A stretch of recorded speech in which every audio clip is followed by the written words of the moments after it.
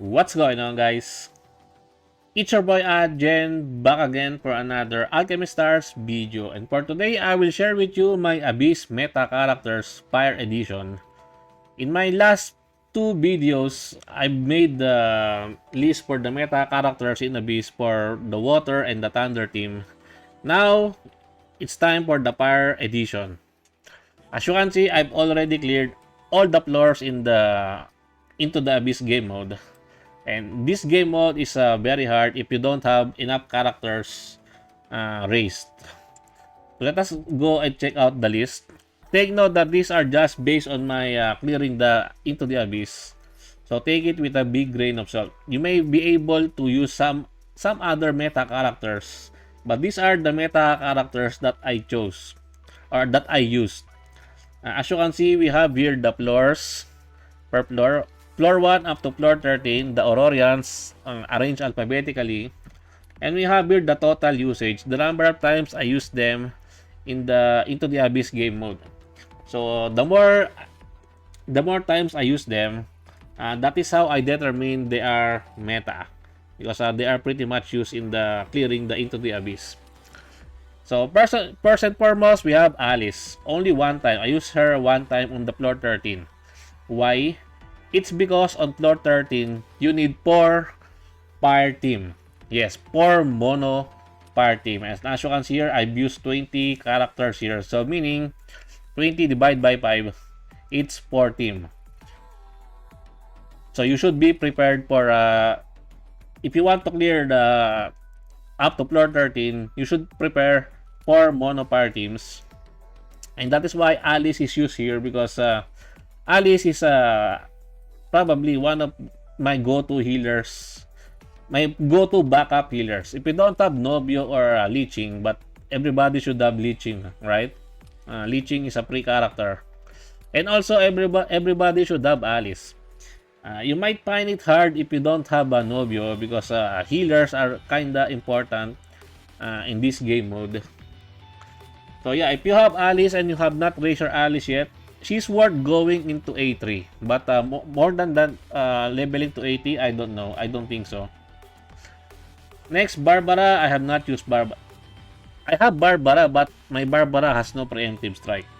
If you have a preemptive strike Barbara, she might be able to be used, because her preemptive strike active skill is really good, because it is a global attack, AOE map wide attack. Benny and Kuro. I don't use Benny and Kuro. Why? It's because I have the 3 daddies. Hinsa, Charon, and Gram are already pretty good enough as your main carry DPS. So Benny and Kuro does not see that much play. Brock is good. I use Brock in one of the hardest stages, which is the 9-2, the fight with the Deathless. And also in floor 10, but he's only a niche character. But my Brock is level 80, by the way, so there is also that one. I had to level 80 my Brock. I level 80 my Brock way back before, because he is very useful, especially on general uses. If you want to combo something Brock with Sinsa, they are a really good pair. Carlene alternate or alter Carlene, 11 times usage. That is how meta Carlene is. So she is she's the very first meta characters in this list. Chainsaw Rick, never mind. Chandra, never mind, never used. Charon, 12 times used. Charon is an OG character, and up to this point, he is really strong. In my honest opinion, characters that has a lot of roll compressed into their kit are really OP into the Abyss. Even though the rolls that they compress are somewhat minor upgrade or minor things, it's not a huge major things like they can convert a lot of tiles, something like that.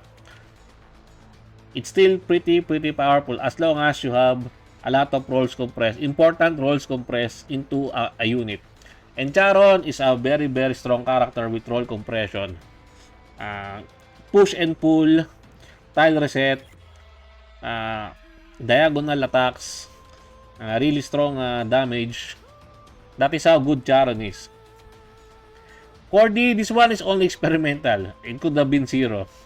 But it is what it is. So yeah, she's not good. IC and Pause, this combination is broken. It's usually a meta because both of them works pretty well with each other. Because they are the Pokemon converters. The 5-star and 6-star Pokemon converters for the party. Prospire, if only my Prospire is MBT or level 80, I probably would have used her in some stages, but my Prospire is only level 1 and not yet MBT.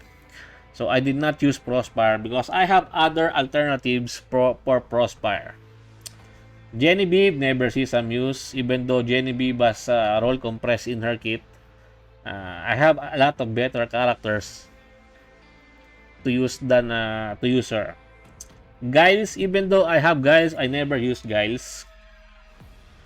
I don't know. I just don't know why I did not use Giles, but because he is a husbando, and I'm leaning more towards the waifu. I usually use the waifus, not the husbandos, unless I really needed to use them, like Charon or Sinsa or Gram. Unless I really need them to be used in the team, that is the only time I will use them. But I try to clear stages using waifus only. Isban, very strong because Isban is a double chainer, but I really don't fancy using a double chainer in the party. It's because party is also pretty stuck with a lot of really good tile converters and DPS characters. That is why I don't really have fun using Isban. Well, maybe that's just me. But he still see some usage at 4 times, especially on the last 3 floors. 11, 12, 13, I use Isban there because you need a lot of teams during these floors. Giovanni Boom only 1 time on the last stage because, as I've said, you need 4 mono teams, and Giovanni Boom is a really good backup character because she can tile reset. She acts like a pseudo tile converter. Joker, I don't have Joker. Jonah, I have Jonah, but I never use Jonah because I believe Jonah is really not that good. Even though I believe Turdog already buffer, it's still not enough. It's still not enough to compete with the other par DPS. Leona, never use. No, I use Leona 1. Lilica, I don't have Lilica, so 0. Liching, as you can see, meta character. Liching is a meta character in Into the Abyss. That is how good the support Liching is. I've already made a showcase of Liching in floor 97 of Inspire, and Liching is really damn good. He's that good, guys. So it's worth raising her into level 80, in my honest opinion. And also basing on my experience by playing with him, he is worth it. Maggie, 5 times only. Why? It's because when I was clearing the earlier floors, my Maggie is not yet MBT.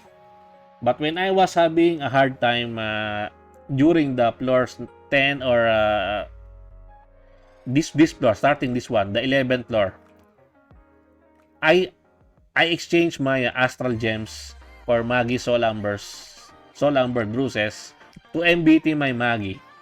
My Maggie is only BT2 before this floor, but when I enter this floor, I had to MBT my Maggie so that I will not have a hard time clearing the stages. That is how powerful MBT cross-style converters are. So if you have an MBT cross-style converters, use them. They are used for endgame content. Next, we have Nails only 1 time during the last floor. Nobio, pretty much OP character also. A meta character 8 times used, especially in the last 3 stages. Next, we have Patty, Patsy, Pepe, Regina, never used. We have Rin. Rin is also pretty darn good. Especially if you pair Rin with the randomizers. I call them my randomizers. Smokey, Charon, Uriel, Rin. Those are my randomizers because the conversion of Rin sa tile after her active skill is kinda random. And Smokey and Gram also randomizes the pseudo tile convert that they can do because it is a tile reset. Same with Uriel. Those four are really good in a team. I usually use them all together. And I just add one flex unit, or if I need some more tile converter, I will just add Pause or IC or something like that. Or if I need a new DPS or a double chainer, I will just add the Isbander into the mix. Rouge, never use Sinsa, only 5 times. Because as I've said, I never use Asbandos unless I really need them. But my Sinsa is already level 80, so there is also that one. Take note on that one. Smokey, as you can see, I am a Smokey lover. Smokey is one of my favorite waifus in the game. And I've been very vocal with that one. Even without buffs and a buff Smokey, Smokey is pretty good. 12 times used, probably the most used character in my run into the abyss. She is that good. She is broken in my honest opinion. A lot of rolls compressed into her kit. Her teleport is probably the best teleport that you can ask for in the party because it is the range is 3 surrounding clusters. She can tile reset and do some active skill damage, and her damage is pretty decent. Sorkenbeck, Taki, never used. Tiny One is pretty good during the end game floors. As you can see, 11, 12, 13 floors, I use Tiny One. Tiny One is really good as a backup tile converter. Toru, one of my favorite waifus in the fire. As you can see, 10 times usage. Toru can stand side by side with the detonators, even though she is a sniper. And that is why Toru is a meta character in my honest opinion. Uriel, I should have made this one red also. I forgot to put this one color red. But Uriel is also meta. Uriel with preemptive strike is really powerful, which I have. My Uriel is already BT5. One more for MBT. And yeah, Uriel is very strong if you have her with preemptive strike. But even though without preemptive strike, she is still serviceable, especially during the last floor, where you really need all the units that you can have. Because as I've said, you need 4 mono fire teams in this floor. Because I will show you the enemies with the forest element 1, 2, 3, and 4. That is why you need 4 mono teams to easily beat this stage. Victoria only use once, last floor. Violet never use. Shongshu, I don't have Shongshu. And to summarize it all, I switched this one. This one should be the red one for Uriel, not Victoria. So to summarize, the meta characters for the party in Into the Abyss are Carlin, Alterlin, Charon, Icy, Faust, and then Liching, Nobio, Rin, Smokey, Toru, and Uriel. Those are my meta characters for the party in clearing Into the Abyss.